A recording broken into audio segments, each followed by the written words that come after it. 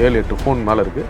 அந்த சிறிய வயது பெண்களும் குழந்தைங்களாம் தேவைப்படுறாங்க. அதுக்கு இந்த அம்மா ஏன் டார்கெட் பண்ணாங்க? அவங்களுக்கு விலைகள் வந்து அதிகம். 25,000 1 லட்ச ரூபா வரைக்கும் ஒரு குழந்தைக்கு ஒரு வாட்டி கூட்டு போனால் அவங்க கொடுக்குறான்றக்காக.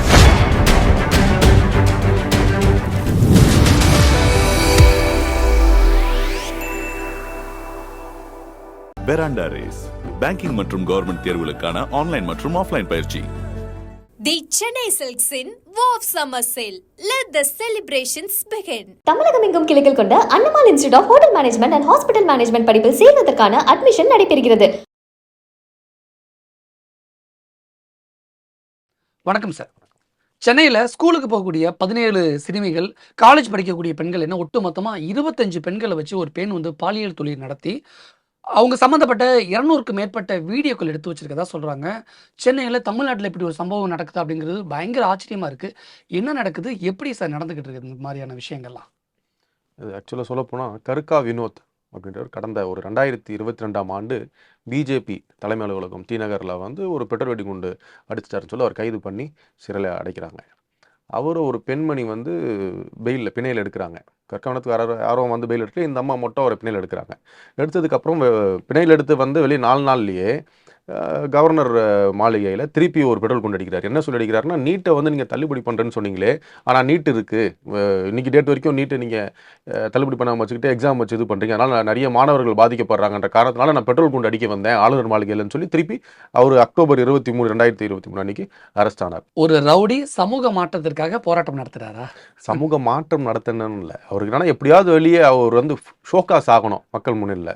ஆக்சுவலாக ரவுடி கிடையாது, சின்ன சின்ன குற்றங்கள் செஞ்சுக்கிட்டு இந்த செயின் ஸ்நாச்சிங், மொபைல் ஸ்நாச்சிங் பண்ணிட்டு இருந்த ஆள் பட்டன் இந்த மாதிரி அந்த பிஜேபி தலைமை அலுவலகத்தில் வந்து பெட்ரோல் குண்டு வீசினோன்னே வெளியே தெரிய ஆரம்பிக்கிறாரு. சரி, வெளியே வந்தவொன்னே அடுத்த கட்டமாக நம்ம பண்ண இன்னும் அடுத்த ஒரு ஸ்டெப்புக்கு போயிடலாம். இப்போ எப்படி ஒரு காலேஜ் ஸ்டூடெண்ட் வந்து காலேஜ் டிகிரி முடிப்பார், செகண்ட் போஸ்ட் கிராஜுவேஷன் பண்ணுவார், அப்புறம் வந்து பிஹெச்டி பண்ணுற மாதிரி இவர் சின்ன குற்றங்களை செஞ்சு கொண்டு ஒரு பெட்ரோல் வெடிகுண்டு கொடுத்தோன்னே அவருக்கு ஒரு பதவி வந்துடுது. அதோட பெரிய பதவி வரணுன்றக்காக ஆளுநர் மாளிகையிலே பெட்ரோல் குண்டு போட வர்றாரு. அது சமுதாய மாற்றத்துக்காகவும் சமூகத்தில் இருக்க மாணவர்கள் கஷ்டப்படுறாங்கன்ற காரணத்தை சும்மா ஒரு விஷயத்த சொல்லி ஷோகாஸ் ஆகிறதுக்காக பண்ண விஷயம் தான் அந்த ஆளுநர் மாளிகையில் வெடிகுண்டு அடித்தது. இந்த பாலியல் கேஸுக்கும் ரவுடி கருக்கா வினோத்துக்கும் என்ன சம்பந்தம்? இந்த கருக்கா வினோத்தை வந்து 2022 அந்த பிஜேபி தலைமை அலுவலகத்தில் அவர் அந்த அடித்த அந்த பெட்ரோல் குண்டு மூலிமா அவர் அரெஸ்ட் ஆகி உள்ள போகிறார் இல்லையா, அவர் பிணையில் எடுக்கிறதுக்கு இந்த பாலியல் தொழில் செய்த நதியா என்ற பெண்மணி தான் உதவி பண்ணி அவர் பிணையில் வெளியே எடுக்கிறாங்க. அப்போது ஆளுநர் மாளிகையில் வந்து அவர் இந்த பெட்ரோல் குண்டு அடித்ததுக்கு என்ஐஏ டேரெக்டாக போயிருக்கு. நம்ம லோக்கல் லா என்ஃபோர்ஸிங் ஏஜென்சிலேருந்து என்ஐஏக்கு மாறி இந்த வழக்கு. என்ஐஏ இந்த வழக்கை வந்து விசாரிச்சுக்கிட்டு வராங்க.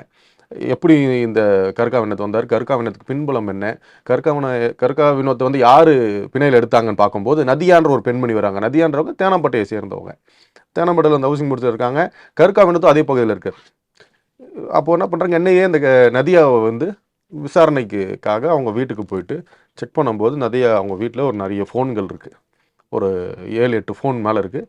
அந்த ஃபோன் எடுத்து என்ஐஏ ஆஃபீஸர் செக் பண்ணும்போது அந்த ஃபோனில் 170க்கு மேலே வீடியோக்களும் 200க்கு மேலே புகைப்படங்களும் எல்லாமே ஆபாச வீடியோஸ் அண்ட் ஃபோட்டோஸ். அது இல்லாமல் நம்பர் ஆஃப் கான்டாக்ட்ஸ் வேறு அதில் இருக்குது. அதை பார்த்து என்ஐஏ என்ன பண்ணுறாங்க, நம்ம விசாரிக்க வந்தது ஒன்று, இங்கே பார்த்தா இது விஷயங்களே வேற நம்ம தலைக்கீழே இருக்குது. இந்த லேடி வந்து ஃபுல்லாக ப்ராஸ்டியூஷன் பண்ணிக்கிட்டு இருக்கு, அதுவும் குழந்தைங்க வச்சு ப்ராஸ்டியூஷன் பண்ணுதுன்னு சொல்லிட்டு என்னையே விசாரிக்க வந்தது. பெட்ரோல் குண்டு அடித்ததுக்கு உனக்கும் அந்த வினோத்துக்கும் என்ன சம்மந்தம் கேட்க வந்தாங்க. இங்கே பார்த்தா விஷயமே தலைக்கீழ இருக்குது. அவங்க வீடை சர்ச் பண்ணும்போது தெரியுது.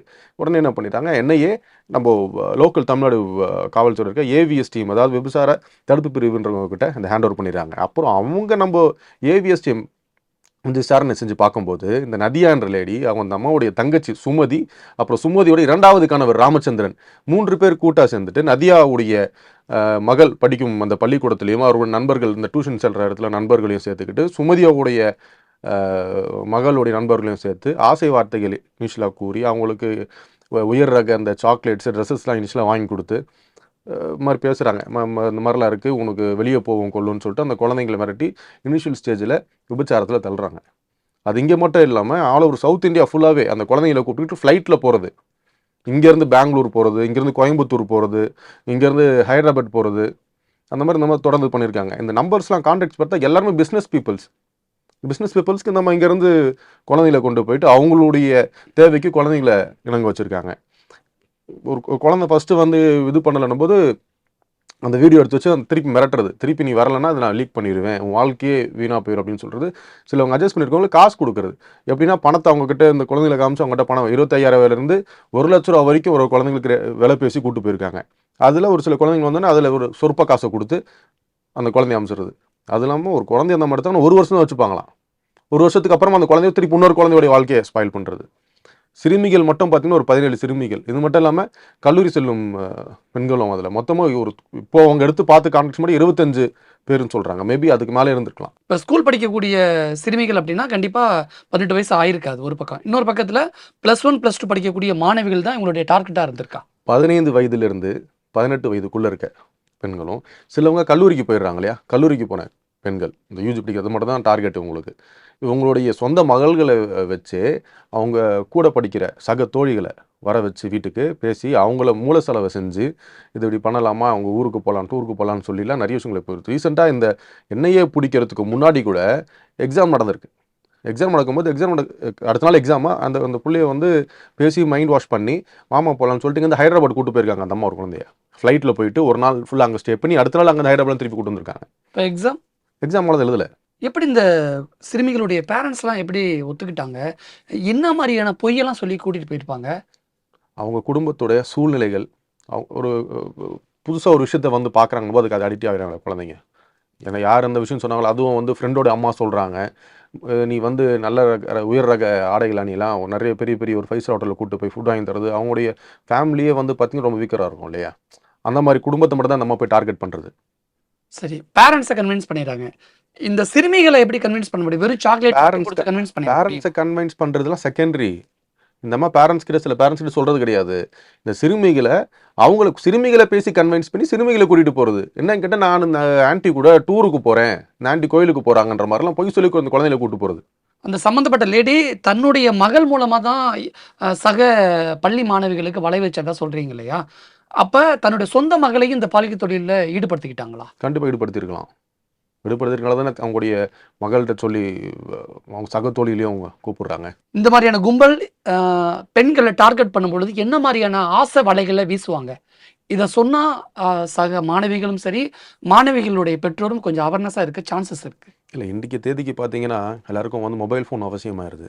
ஒரு உயர் ரக ஒரு ஃபோன் வந்து வாங்குறதுக்கான வழிவகைக்கிறதுக்கு ஒரு பணம் தேவை.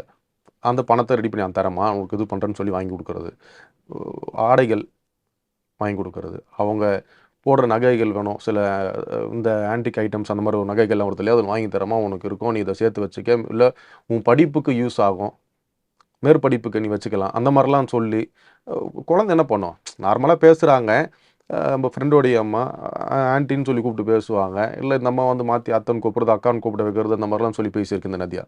பேசி சொல்லும்போது அந்த குழந்தை என்ன பண்ணோம், சரி இவங்க சொல்கிறது கரெக்டாக இருக்குது, சரி நம்மளும் வந்து யூஸ் பண்ணிக்கலாம், நம்மளுக்கு தேவையான விஷயங்களை வாங்குறதுக்கு வீட்டில் போய் கேட்கறது போல் இவங்களே நம்ம கொடுக்குறாங்கன்னு சொல்லிட்டு அந்த மாதிரி வேலைகளில் இது பண்ணுறாங்க. ஏன் ஃபேஸ்புக்காக 15 வயசுலேருந்து 18 வயசுக்குள்ளே இருக்கக்கூடிய பெண்களை மாணவிகளை மட்டும் ஏன் டார்கெட் பண்ணுறாங்க? தொழிலதிபர்களுக்கு சிறிய வயது பெண்களும் குழந்தைங்களாம் தேவைப்படுறாங்க. அதுக்கு இந்த அம்மா ஏன் டார்கெட் பண்ணாங்க, அவங்களுக்கு விலைகள் வந்து அதிகம், 25,000 1 லட்ச ரூபா வரைக்கும் ஒரு குழந்தைக்கு ஒரு வாட்டி கூட்டு போனால் அவங்க கொடுக்குறான்றக்காக இந்த சிறுமிகளை வந்து மட்டும் டார்கெட் பண்ணி நம்ம கூட்டு போகிறாங்க. ஏன்னா சிறுமிகளை கூட்டு போனால் சிறுமிகள் வெளியே சொல்ல மாட்டாங்க, இது பெரிய கொஞ்சம் ஒரு அடல்ட்ரி ஏஜில் இருக்கவங்கள கூட்டு போகிறோம் அப்படின்னும் போது அவங்களுடைய கான்டாக்ட்ஸில் அவங்களுக்கு போயிடும். சிறுமியை கூட்டு போனால் அந்த கான்டாக்ட்ஸ் இருக்காது, நமக்குள்ளேயே கைக்குள்ளேயே இருப்பாங்க, வெளியே போயிடுவாங்கன்ற காரணத்துக்காக தான் சிறுமிகளை நம்ம டார்கெட் பண்ணியிருக்கு. சென்னையில் ஸ்கூலில் படிக்கக்கூடிய மாணவிகளையும் சரி, காலேஜ் படிக்கக்கூடிய பெண்களையும் டார்கெட் பண்ணி பாலியல் தொல்லை ஈடுபடுத்தி அது ஆபாசமாக அந்த செக்ஷுவலாக இருக்கக்கூடிய விஷயங்களை வீடியோவாக எடுத்து வச்சுருக்காங்களே, இதை யாரை மிரட்டுறதுக்கு? சம்மந்தப்பட்ட சிறுமிகளையும் அந்த பெண்களையும் மிரட்டவா, இல்லது அந்த பிஸ்னஸ் மேனை மிரட்டுறதுக்கா? 2 பேரையுமே.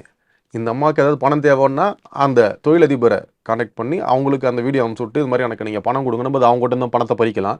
இந்த குழந்தைங்க போயிட்டு வெளியே எங்கேயுமே சொல்லக்கூடாது, சொன்னால் உன்னுடைய வீடியோஸ்லாம் எடுத்து ரிலீஸ் பண்ணிடுறேன்னு சொல்லி 2 பக்கத்துக்கும் அந்த அம்மா ஆதாயம் தேர்றதுக்காக எடுத்து வச்சிருக்காங்க. போலீஸார் விசாரணையில் வேறு என்ன மாதிரியான விஷயங்கள்லாம் தெரிய வந்திருக்கு? இப்போ அடுத்து இந்த கேஸ் எப்படி நடந்துக்கிட்டு இருக்கு, எப்படி போய்கிட்டு இல்லை? இப்போ இது வந்து பார்த்தீங்கன்னா இது ஆக்சுவலாக போக்ஸ் ஆக்ட் வரும், இங்கே இருக்க சில்ட்ரன் அந்த குழந்தைங்கிட்ட வந்து விசாரணை போக்ஸோ கேஸாக போடுவாங்க.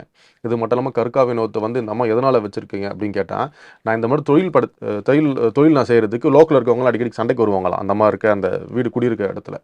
அப்போது நம்மளுக்கு பாதுகாப்பதற்கு யாராவது ஒரு ரவுடி வேணும். அப்போ கருக்கா வினோத்தை நம்ம பெயிலில் எடுத்தோம் அப்படின்னும் போது, ஏன்னா கருக்கா வினோத்து பேரை சொன்னால் யாரும் கிட்ட வர மாட்டாங்க. இவ்வளோ பெரிய ரவுடியா இருக்கா வினோத்? அதான் சொல்லல, சின்ன சின்ன குற்றங்கள் செஞ்சது தான். இந்த பிஜேபி தலைமை அலுவலகத்துக்கு மேலே அந்த பெட்ரோல் குண்டு வீசினதும், அப்புறம் திருப்பி ஆளுநர் மாளிகை மேலே பெட்ரோல் குண்டு வீசினதுக்கு அப்புறமா தான் பேர் ரொம்ப வெளியே தெரிய ஆரம்பிச்சிச்சு. அப்போனா அவனை பொதுமக்கள் மத்தியில் அந்த அம்மா வந்து கருக்கா வினோத்து அந்த பெயில் எடுத்தேன், என் கூட தான் இருக்காரு அப்படின்னு சொல்லும்போது பொதுமக்கள் பண்ணாங்க, அப்பா அவ்வளோ பெரிய இடத்துலயே அவன் பெட்ரோல் குண்டு வீசிருக்கேன், அப்போ எந்த மாதிரி ஆளாக இருப்பான், நம்ம எதுக்கு உங்கள்கிட்ட போய் வீணா பம்பு வச்சுக்கணுன்றக்காக பொதுமக்கள் கொஞ்சம் தள்ளி இருப்பாங்க. அந்த ஒரு காரணத்தை காமிச்சு கர்கா வினோத்தோடைய பேரை சொல்லி பின்புலமாச்சு இந்த அம்மாவோட தொழிலுக்கு யூட்டிலைஸ் பண்ணிக்கிட்டு இந்த அம்மா அந்த தொழிலை பீஸ்ஃபுல்லாக செஞ்சுருக்கிறதுனால பெயில் எடுத்தனால தான் என்னையை விசாரிக்க போகுது, இல்லைன்னா இந்த விஷயமே தெரிஞ்சிருக்காது. அப்போ கர்கா வினோத்துக்கும் இந்த பாலியல் கேஸுக்கு சம்மந்தம் இருக்கு. அவரும் பாலியல் ரீதியாக அந்த சிறுமிகளையும் அந்த கல்லூரி பெண்களையும் அப்ரோச் பண்ணியிருக்க வாய்ப்பு இருக்கா? வாய்ப்புகள் கண்டிப்பாக இருக்கும். அது விசாரணை மூலியமாக தான் தெரிய வரும். அது காவல்துறை தான் விசாரணை செய்து அவங்க வெளியேற அந்த ஸ்டேட்மெண்ட்டில் தெரியும். ஓகே. இப்போ தமிழ்நாட்டையே அதிர வச்ச இந்த பாலியல் கேஸை பொறுத்த வரைக்கும் அடுத்த கட்ட நகர்வு எப்படி இருக்கும், இல்லை என்ன மாதிரியான அதிகபட்ச தண்டனைகள் கிடைக்க வாய்ப்புகள் இருக்கு? இது போக்கோ கேஸ் எல்லாம் வந்து ஆக்சுவலாக போடுவாங்க. ஆனால் இந்த விஷயங்கள் வந்து சிறுமிகள் உள்ள இருக்கனால வெளியே அதிகமாக சொல்ல மாட்டாங்க. ஏன்னா எப்பயுமே வந்து பார்த்தீங்கன்னா இந்த போக்சோ ரிலேட்டட் கேசஸ் எல்லாமே ஃப்ரீஸ் பண்ணி வச்சுருப்பாங்க. அந்த எஃப்ஐஆர் கூட வெளியே யாருக்கும் கிடைக்காது. அந்த யார் யார் இதை பண்ணாங்க அந்த குழந்தைங்களுடைய ஐடென்டிட்டியை வந்து ரிவீல் பண்ண மாட்டாங்க. ஆனால் தண்டனை வந்து கண்டிப்பாக இருக்கும். ஏன்னா அந்த குழந்தைங்களை வந்து யாரெல்லாம் இவங்க அப்யூஸ் பண்ணியிருந்தாங்களோ அந்த குழந்தைங்களோட ஸ்டேட்மெண்ட்லாம் எடுத்து அதுக்கேற்ற தண்டனை மொத்தம் ஒரு 7 பேர். இந்த நதியாவுடைய தங்கச்சியுடைய கணவர், 2வது கணவர் ராமச்சந்திரன், அப்புறம் கோயம்புத்தூர் பீலமேடை சேர்ந்த அசோக் குமார், அப்புறம் டி நகரை சேர்ந்த மாயா ஒலி, அதுக்கப்புறம் ராமச்சந்திரன் சொல்லி சைதாப்பில் இருக்கார் அவர். அந்த மாதிரி ஒரு 7 பேர் வராங்க. 7 பேரும் குற்றவாளிகள். இந்த எண்ணெயை பிடிக்கிறதுக்கு முன்னாடி இந்த வலசரவாக்கத்தில் ஒரு ராமச்சந்திரன் இருக்கார். அவரு ஒரு 16 வயது சிறுமி கூட இருந்திருக்கார். அந்த காண்டை எடுத்து பார்த்தோன்னா அப்போ தான் கூட்டு போயிருக்காரு. 6000 ரூபா அந்த சிறுமிக்கு காசு கொடுத்துருக்காரு அந்த ராமச்சந்திரன். அந்த ராமச்சந்திரன் பிடிச்சி ஏவிஎஸ் டீம் விசாரிக்கும் போது நதியாக தான் கூட்டு வந்து விட்டாங்க, 6000 ரூபா நான் கூட்டு வந்தேன்னு சொல்லி அவரோட ஸ்டேட்மெண்ட். ஓ, என்ஐஏ போலீஸ் தேடி போகும்பொழுது என்ஐஏ போலீஸ் போயிட்டு பார்த்துட்டு அந்த செல்ஃபோனில் இருக்க அந்த வீடியோஸ் எல்லாம் எடுத்துகிட்டு அவங்க இன்வெஸ்டிகேஷன் முடிச்சுட்டு அப்புறமா என்ன பண்ணுறாங்க, அது என்ஐஏ உடைய வேலை கிடையாது. அந்த நம்ம பண்ணுற அந்த ப்ராசிக்யூஷன் ஒரு கேஸ் போகிறதுக்கோ எஃப்ஐஆர் போகிறதுக்கோ என்ன பண்ணிடுறாங்க, லோக்கல் ஏவிஎஸ் டீம் நம்ம ஆன்டி வைஸ் ஸ்குவாட், அதாவது விபச்சார தடுப்பு பிரிவுன்னு இருக்குது, அந்த போலீஸ்கிட்ட ஹேண்ட் ஓவர் பண்ணிவிட்டு என்ஐஏ அவங்க விசாரணை முடிச்சுட்டு போயிடுறாங்க. அந்த ஏவிஎஸ் டீம் வந்து விசாரணை நடத்தி பார்க்கும்போது இன்றைக்கி அதாவது 2 நாள் முடிக்க பிடிக்கிறாங்க. அதுக்கு முன்னாள் நாள் தான் அந்த இன்னொருத்தருக்கு ஒரு சிறுமி அந்த அம்மா போய் கூட்டு போய் விட்ருக்கு. அவரும் மாட்டார். அவர்கிட்ட ஸ்டேட்மெண்ட் கேட்டால் அவர் சொல்கிறார், இந்த அம்மாவுக்கு நான் வந்தேன், இந்த அம்மா வந்து நான் வரும்போதெல்லாம் காசு கொடுத்தேன், அந்த அம்மா மாதிரி சின்ன சின்ன பிள்ளைங்களுக்கு கொடுக்கும், நான் என் வீட்டுக்கு கூப்பிட்டு வந்துடுவேன், அவர் ஒரு ஸ்டேட்மெண்ட். இந்த கேஸில் சம்மந்தப்பட்ட மாணவிகளுக்கோ பள்ளி செல்லக்கூடிய சிறுமிகளுக்கோ என்ன மாதிரியான விமோச்சனம் கிடைக்கும்? அவங்க ஐடென்டிட்டியை மாதிரி ரிவீல் பண்ண மாட்டாங்க இல்லையா. அரசாங்கம் வந்து இந்த மாதிரி பாதிக்கப்படுற குழந்தைங்களை வந்து பார்த்துட்டு அரசாங்கம் காப்பகம் இருக்குது, காப்பகத்தில் வச்சு மெயின்டைன் பண்ணுவாங்க, இல்லை அவங்களுக்கான படிப்புகளை கொடுப்பாங்க. உண்மையாகவே இந்த நதியான்றது வந்து குழந்தைகளை மூல செலவு பண்ணி பயங்கரமாக குழந்தைங்க பாதிக்கப்பட்டாங்கன்னா அதுக்கேற்ற நிறைய கண்டிப்பாக அரசாங்கம் வந்து வழங்கும். அந்த பள்ளிக்கூடம் போகக்கூடிய சிறுமிகளை இந்த பாலியல் தொழிலில் தள்ளுவதற்கு உடந்தையாக இருந்த அந்த சிறுமிகளுடைய பெற்றோர்களுக்கு தண்டனை கிடைக்குமா?